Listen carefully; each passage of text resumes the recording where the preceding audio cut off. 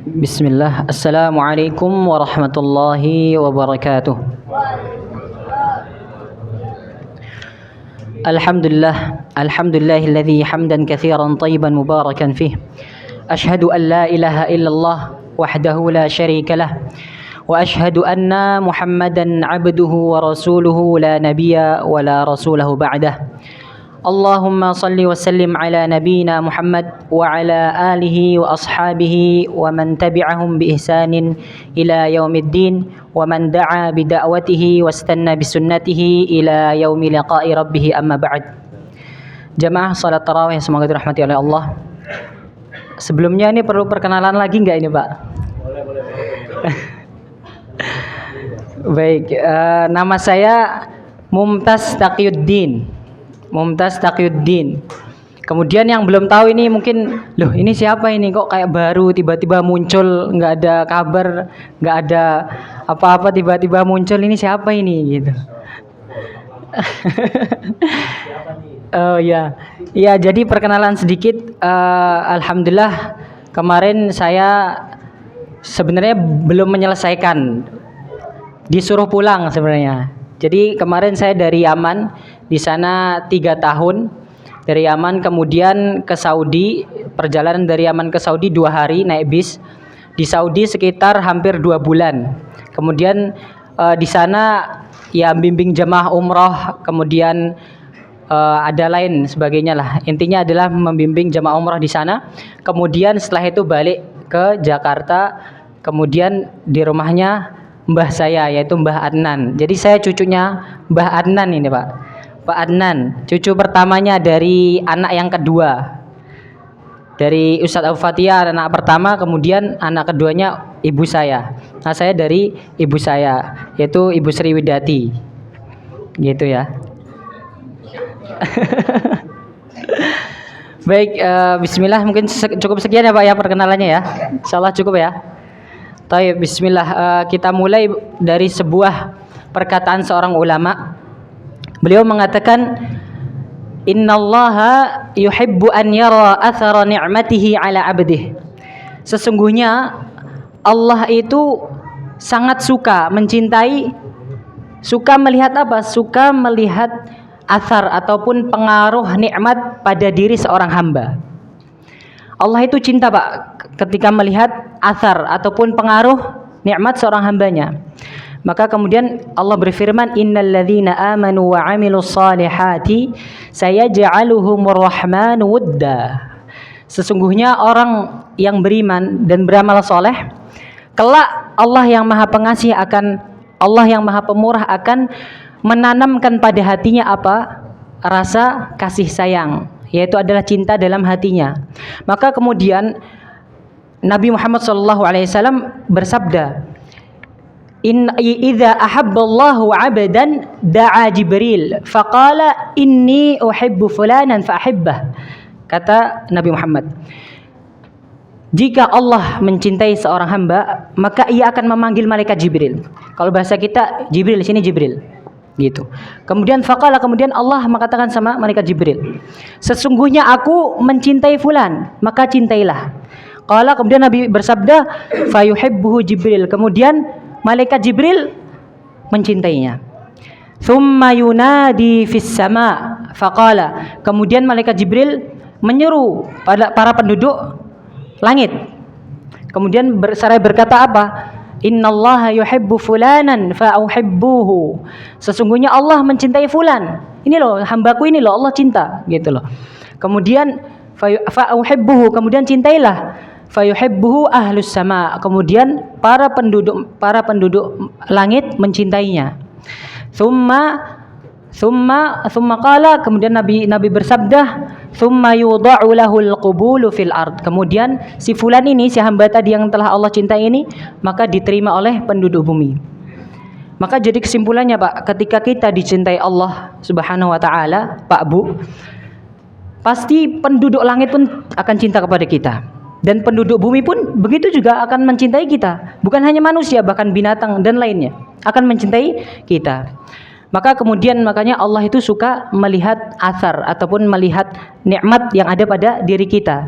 Makanya wa idza an'amallahu 'alaikum ataupun wa idharun ni'mah ataupun menampakkan sebuah nikmat tanpa adanya kiber, tanpa adanya kesombongan dan tanpa berlebih-lebihan adalah adalah salah satu bentuk syukur kita kepada Allah Subhanahu wa taala.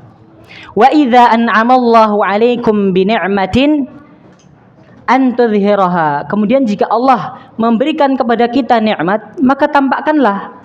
Limadza? Li'anna hadza min syukrika li rabbikum. Kenapa? Karena ini adalah salah satu syukur kita kepada Allah Subhanahu wa taala. Walakin kata seorang ulama ini, walakin la yakunu dzalika ala sabilil israf wala ala sabilis syuhrah wala ala sabilil kibr. Kata beliau, akan tetapi jangan kemudian kita menampakkan nikmat yang telah Allah berikan kepada kita itu dengan apa? Dengan kemudian berlebih-lebihan, dengan boros. Kemudian niat untuk apa? Untuk menampakkan tampil beda, menampakkan nikmat Allah tapi untuk kemudian tampil beda gitu. Kemudian juga jangan kemudian diniatkan untuk menyombongkan diri kita. Oh ini loh kita punya mobil banyak. Ini loh kita kaya, kita bisa beli mobil, bisa beli rumah yang mewah, megah misalnya. Jangan gitu. Wa innama yakunu ala sabili al-i'tiraf bi ni'matillah wa ala izhari ni'matillah. Akan tetapi dengan apa? Dengan menampakkan, dengan cara apa? Dengan cara mengakui nikmat yang telah Allah berikan kepada kita dan menampakkannya gitu. Mengakui bahwasanya ini adalah nikmat Allah yang diberikan kepada kita. Bapak dan Ibu yang semoga dirahmati Allah taala. Maka syukur itu adalah sebuah magnet sebagai nikmat tambahan kita, magnet untuk kemudian nikmat tambahan kita gitu. Dan juga sekaligus tali untuk pengikat nikmat yang sudah kita miliki.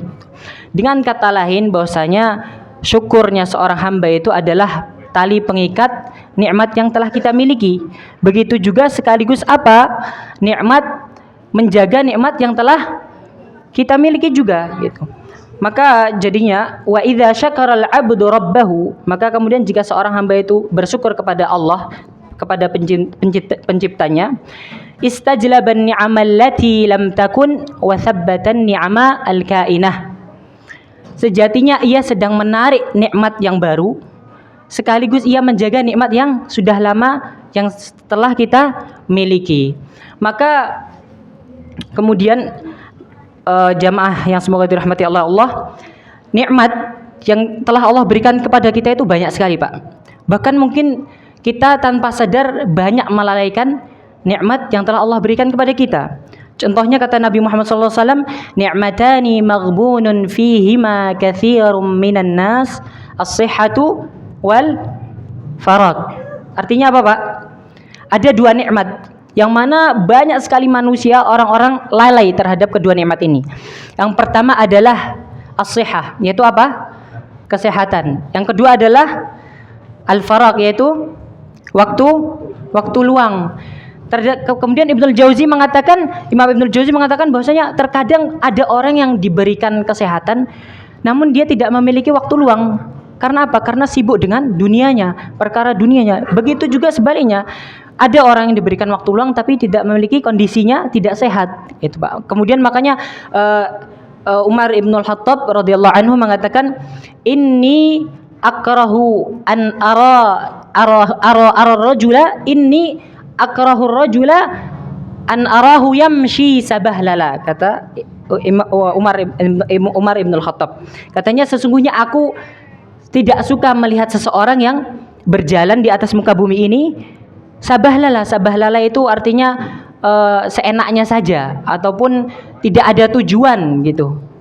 La fi amrid dunya wala fi amril akhirah. Tidak pada penghidupan dunianya, juga tidak pada perkara akhiratnya, tidak ada amalan akhiratnya gitu. Kemudian juga Imam Ibnu Mas'ud radhiyallahu anhu mengatakan, inni la abghadur rajula farighan. Sesungguhnya aku sangat membenci orang yang pengangguran, Pak. Orang yang pengangguran, kata Imam Ibnu Mas'ud, tidak suka orang seperti ini. Kemudian la fi amalid dunya wala fi amalil akhirah. Tidak pada amalan dunianya juga enggak ada pengangguran, fi amalil akhirahnya juga tidak ada gitu. Jadi tidak ada amalan akhirat, tidak ada amalan dunianya juga. Itu. Maka kemudian jamaah yang semoga dirahmati Allah taala, arkan syukur itu ada 3, Pak. Rukun dari syukur itu ada 3. Ketika kita menerapkannya pada kehidupan kita, ketiga ini insyaallah kita termasuk hambanya yang bersyukur. Karena kata Allah, wa qalilum min ibadiyasy syakur. Karena sangat sedikit sekali kemudian hambaku yang bersyukur. Tapi insyaallah ketika 3 ini kita pegang, kemudian kita terapkan pada kehidupan kita sehari-hari, insyaallah kita termasuk dari hambanya yang bersyukur. Yang pertama adalah at-talaffuz bin ni'mah zahiran, yaitu sering mengucapkan mensyukuri dengan lisan kita. Kata Allah dalam firman-Nya, wa amma bi ni'mati rabbika fahaddits, dan terhadap nikmat Rabbmu maka seringlah untuk apa mengucapkannya, untuk selalu mensyukurinya dengan lisan. Seperti itu kan Pak ya. Kemudian yang kedua adalah al-i'tiraf biha batinan. Kemudian yang kedua adalah mengakui dan meyakini dalam hati kita bahwasanya ada nikmat Allah pada diri kita. Kata Allah berfirman, "Fadhkuruni adzkurkum washkuruli wala takfurun." Ingatlah aku maka aku akan mengingatmu, niscaya aku akan mengingatmu. Washkuruli, dan kemudian bersyukurlah kepadaku, wala takfurun, dan janganlah engkau mengkufuri nikmatku ataupun tidak mengakuinya. Kemudian yang ketiga adalah sarfuha fi ta'atillahi ta'ala. Kemudian menggunakannya dengan apa? Dengan ataupun dalam ketaatan kepada Allah Subhanahu wa taala. Nah, ketiga tadi ini Pak, ketika insyaallah kita terapkan pada dalam kehidupan kita, maka insyaallah kita termasuk dalam hambanya yang bersyukur. Mungkin cukup sekian ya Pak ya. Barakallahu fikum, semoga bermanfaat. Wa jazakumullahu khairan. Wassalamualaikum warahmatullahi wabarakatuh.